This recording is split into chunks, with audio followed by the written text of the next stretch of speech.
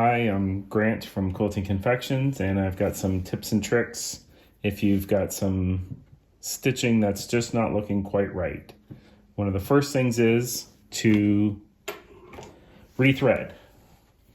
So we'll just cut the thread, pull the old thread out in the proper direction, set it aside, and just do a normal rethread.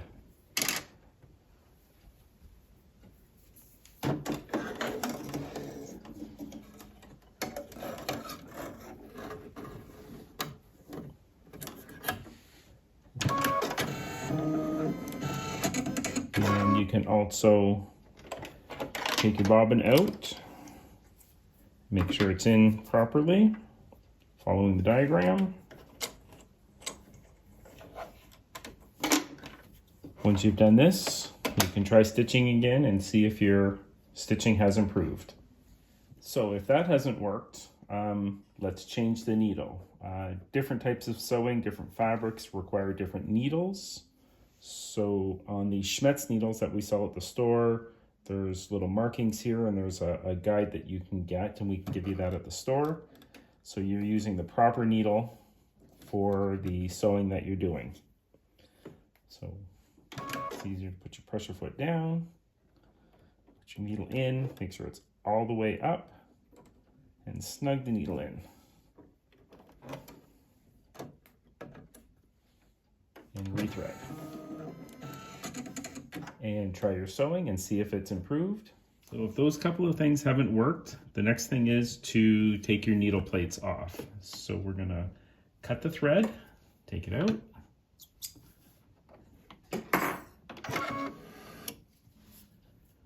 We'll take the presser foot off, set it aside. We're gonna take the needle out and set it aside. And then let's turn your machine off. We're gonna remove the needle plates. We'll take the bobbin out. And we're gonna take the bobbin case out. And the bobbin case is nice to have a look at it at this point. Sometimes there'll be needle strikes and damage. If there is, it's best to replace it. Any damage, any issues in the thread path will cause stitching issues. This one looks good. To take this needle plate off, you can loosen the screws. You can use a screwdriver, or depending on if you have a nickel, they work very well. Take the screws out and slide them to the back because you don't want to drop them inside your machine. Set them aside.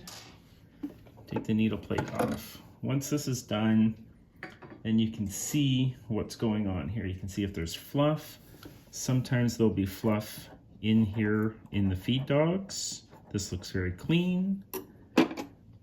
If you see stray threads anywhere, like this one right here, you can pull it out with a pair of tweezers. You can use an old pipe cleaner or a cleaning brush of some sort, and you can clean little bits of fuzz out from underneath where the bobbin case goes. And there we got a little bit there. We'll get that cleaned out.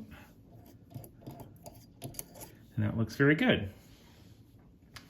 To put things back together on the baby lock machines, you put the needle plate back on first. Put the screws in, being careful not to drop them into your machine.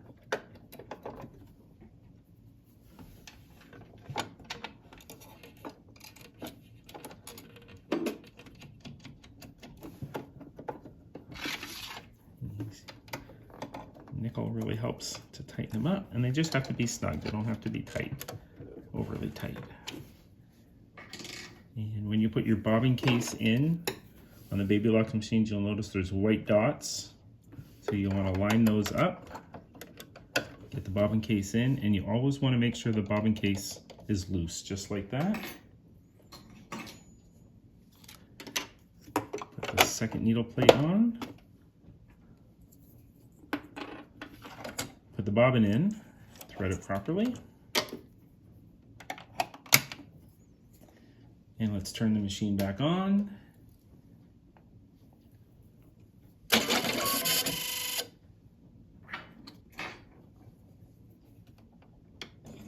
Make sure the needle is in the up position. Insert your needle. Lift your presser foot. Install the presser foot, and then let's rethread.